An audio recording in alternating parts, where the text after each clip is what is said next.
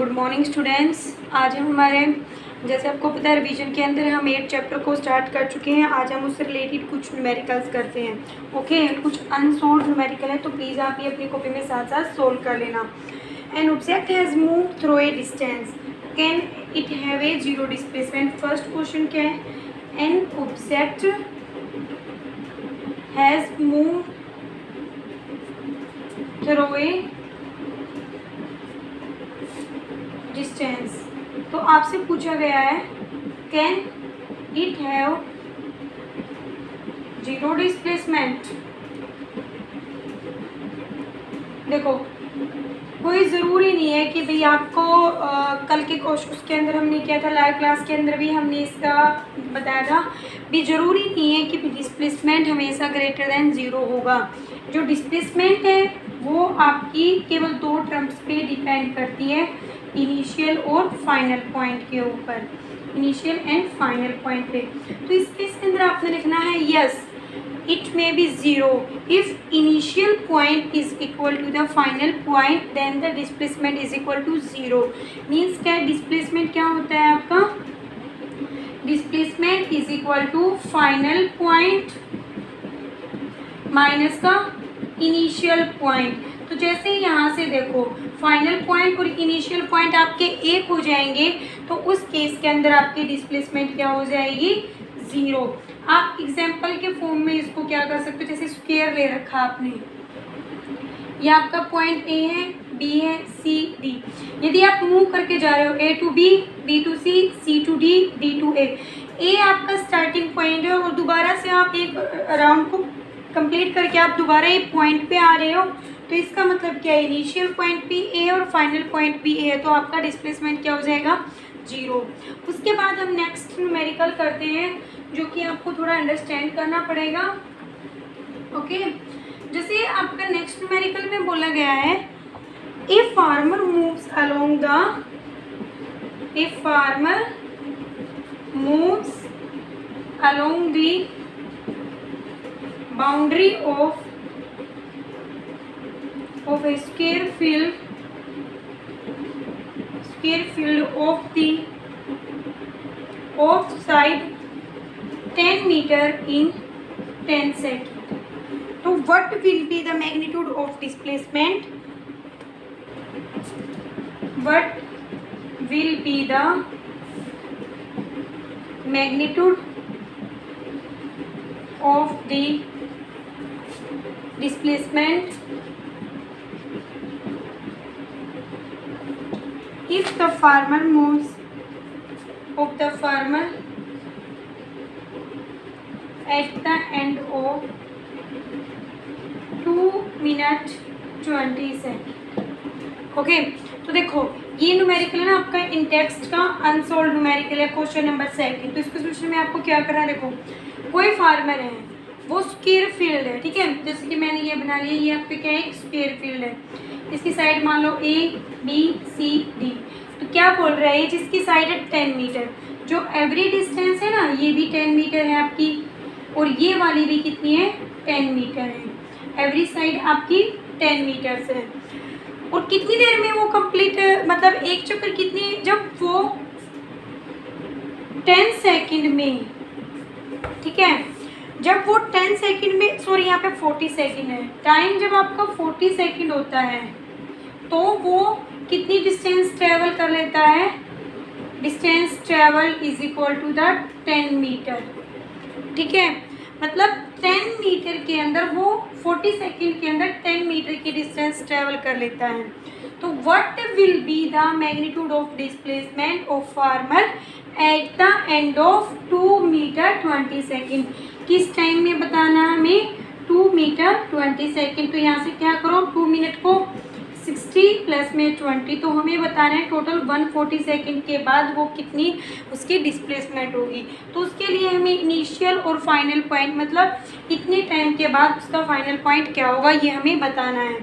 पहले हम निकाल लेते हैं वेलोसिटी, ठीक है। अब देखो, हम मानकर चलते हैं ये अपना 1 राउंड कब कंप्लीट करेगा? 10 मीटर की स्क्वायर की बाउंड्री को ये कंप्लीट कर देता है ऐसे। 10 मीटर, ये 10 10 10, तो स्क्वायर की टोटल बाउंड्री कितनी हो जाएगी? 40 मीटर। ठीक है, अपना 1 राउंड वो 40 सेकेंड के अंदर कंप्लीट कर लेता है। तो यहाँ से हम लिखेंगे टोटल डिस्टेंस, ये तो डिस्टेंस ऑफ वन साइड थी, टोटल डिस्टेंस कितनी कवर करता है 1 राउंड के अंदर? वो 40 मीटर। तो आपको यहाँ लिखना है the distance travelled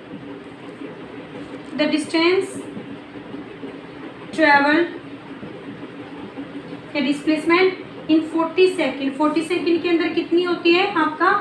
40 metre. 40 second के अंदर कितनी होती है? 40 मीटर। तो हमें क्या करना है? 1 सेकेंड, तो हमें लिखना आगे द डिस्टेंस, जो आप मैथ में करते हो, in the distance travel in 1 second. 1 second में कितनी करेंगे? 40/40 सेकेंड। ओके, अब उसके बाद टाइम में, उसके बाद हमें कितने टाइम के बाद निकाला? 140 के बाद। तो हम क्या करेंगे? The distance travelled, farmer travel कर रहा है इन 140 सेकेंड। ये सारा मैथ वाला प्रोसीजर है। तो 40/40। अब यहाँ से देखो आप, जो एक टर्म आपको अंडरस्टैंड करने की है, ठीक है,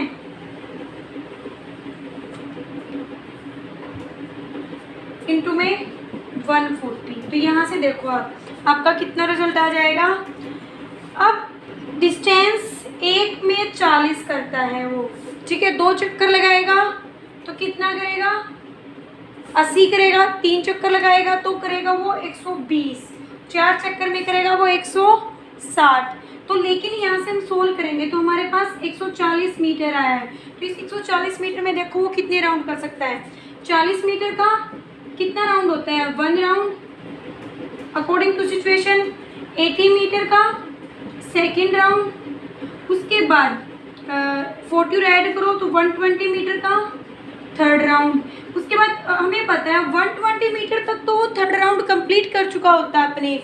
हमारा आंसर के अकॉर्डिंग कितना कर रहा है? 140। तो इसका मतलब एक 20 मीटर एक्स्ट्रा, 20 मीटर में क्या है? वो हाफ चक्कर लगा देगा आपका। तो यहाँ से हाफ राउंड।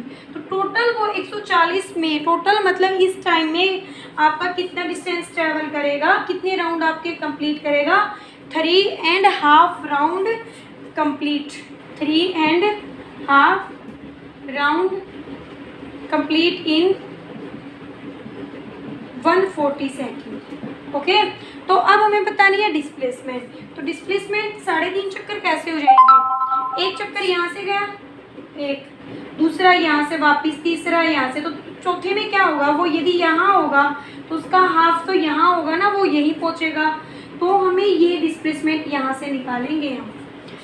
हाफ चक्कर तो इतना ही होगा, टोटल 20 है तो इसका हाफ यहाँ से चलेगा वो दोबारा 3 चक्कर राउंड कंप्लीट करने के बाद, तो आधा तो उसका हिस्सा यहीं तक ही होगा। अब आप ये निकाल लो, डायगोनल के अलोंग ही मूव करेगा वो, तो आप इसका डिस्प्लेसमेंट निकालो। पाइथागोरस थ्योरम का यूज करो, पाइथागोरस थ्योरम।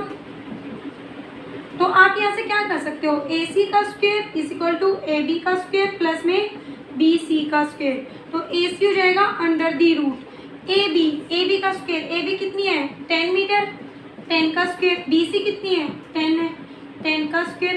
तो ये हो जाएगा आपका 100 प्लस में 100 इज इक्वल टू 200। इतना उसकी डिस्प्लेसमेंट होगी। ओके, उसके बाद आपका नेक्स्ट क्वेश्चन आता है भी, क्या कभी डिस्प्लेसमेंट 0 हो सकती है? ठीक है, हमें स्टेटमेंट ट्रू या रॉन्ग बतानी है, ये हम पहले भी कर चुके हैं। क्या है? Which of the following is it true? क्या ये सही है? Displacement can not be 0। It is wrong, क्योंकि डिस्प्लेसमेंट 0 हो सकती है, तो डिस्प्लेसमेंट कैन बी 0। सेकेंड, ये क्वेश्चन पूछा गया है उसके अंदर, its magnitude is greater than the distance travelled by the object. मतलब वो बोल रहा है कि जो डिस्प्लेसमेंट का मैग्नीट्यूड ग्रेटर देन है डिस्टेंस से, but it is complete wrong. Displacement is always equal or less than the distance travelled. उससे इक्वल हो सकती है। इक्वल कब हो सकती है? और उससे लेस देन हो सकती है। कभी भी जितनी एक्चुअली में वो डिस्टेंस ट्रेवल करेगा उतनी आपकी डिस्प्लेसमेंट नहीं हो सकती। आप पिछले न्यूमेरिकल से अंदाजा लगा सकते हो।